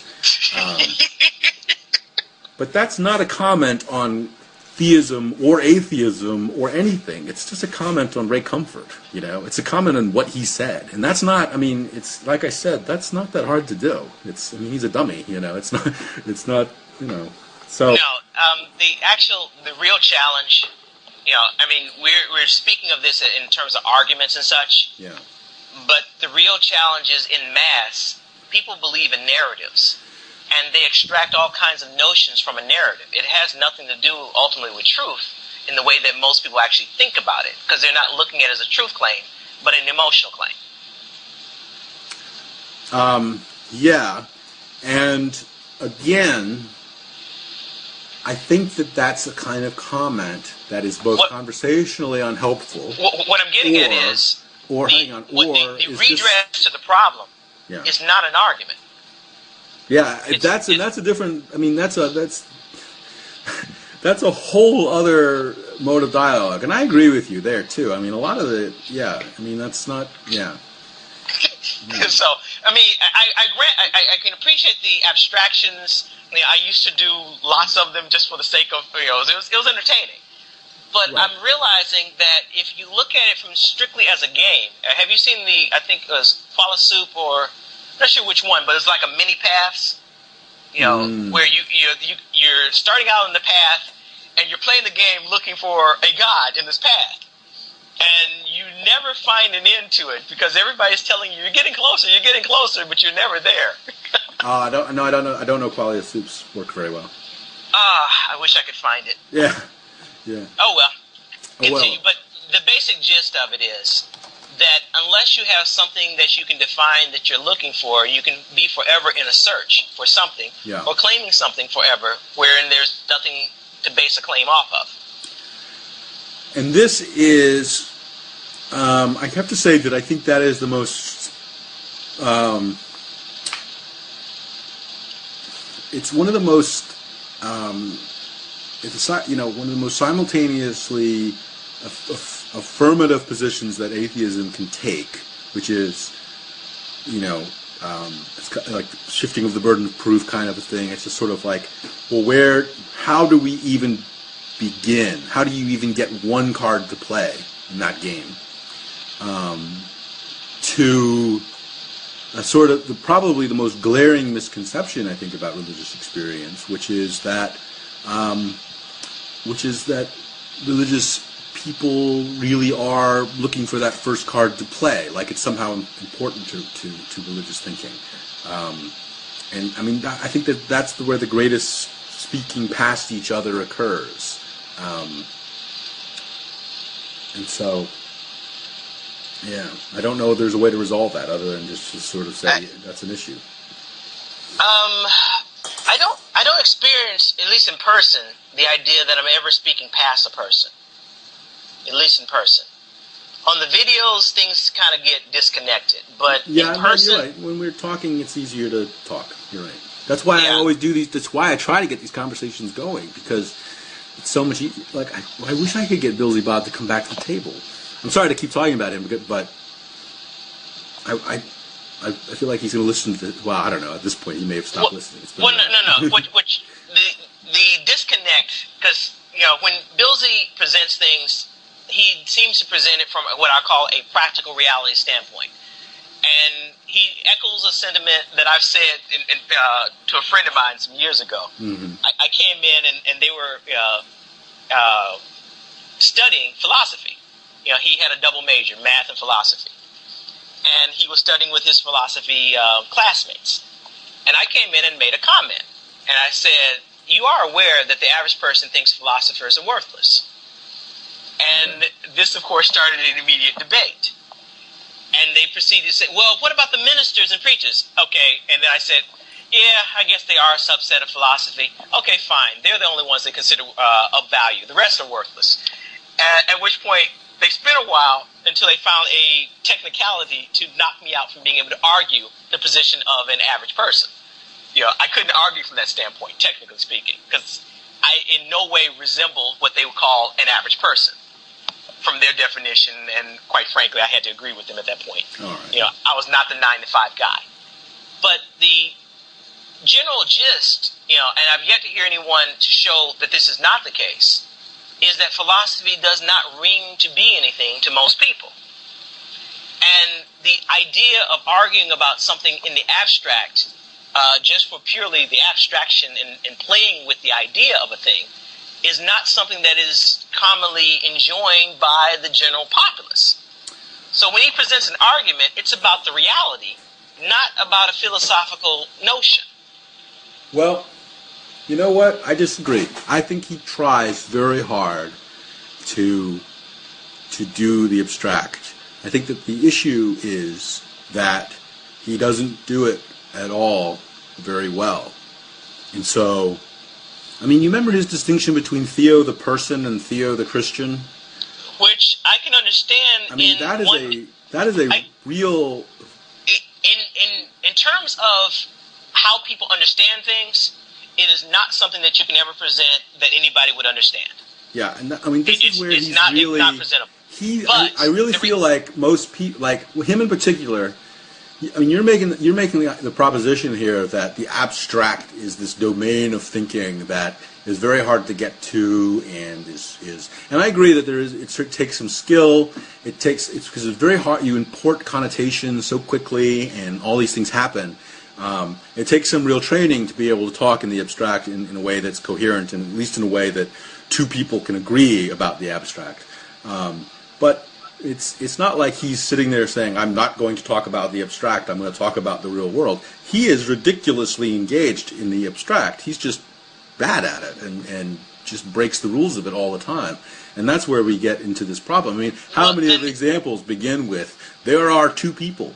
I mean, he's not actually saying that there are two people. He's making an abstract, he's creating a scenario in the abstract in order to illustrate a point. The fact that the illustration doesn't go anywhere is beside the point. That's a different argument altogether.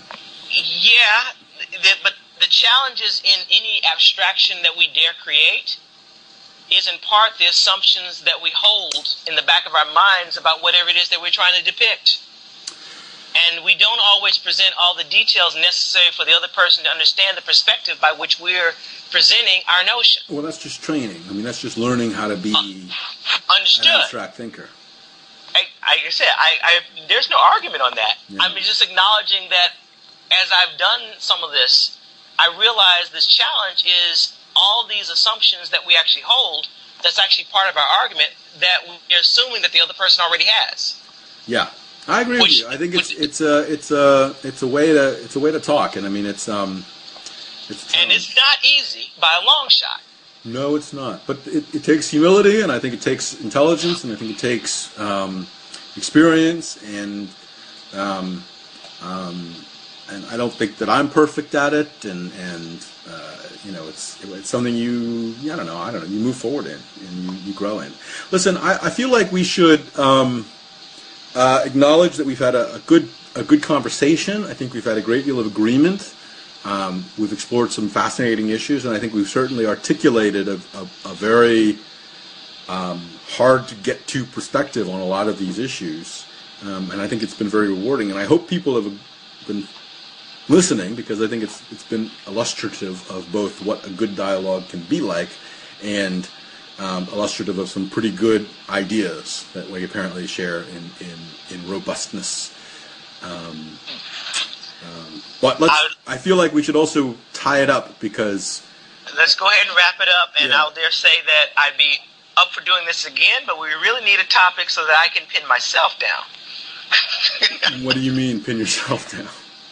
Constrain it to the topic, because in this instance, it may seem like I was trying to go all over the place, but they were all, from my standpoint, interrelated. Yeah, no, and I agree with you. They were interrelated. I think that, I don't think that there was any real intellectual antipathy between us going into this conversation, other than that we seem to have thought about some of the same issues. I often find that it's hard to find an actual disagreement with people, and then so I don't know, but I would love to do this again. I don't know. We'll have to think about it and come up with something that we can batter around between us. Well, let's find a point of disagreement, because those are always fun. Those are always fun indeed. They are indeed. Well, Mycontext. We've been talking to Mycontext, and I'm really glad we had this conversation. I think it went well. I think that we can. I hope, and again, like I said, I hope we can do this again. And good luck. I think you're going to produce some stuff, and we'll see how it goes. Good luck to you. Thank you, and take care. Thank you.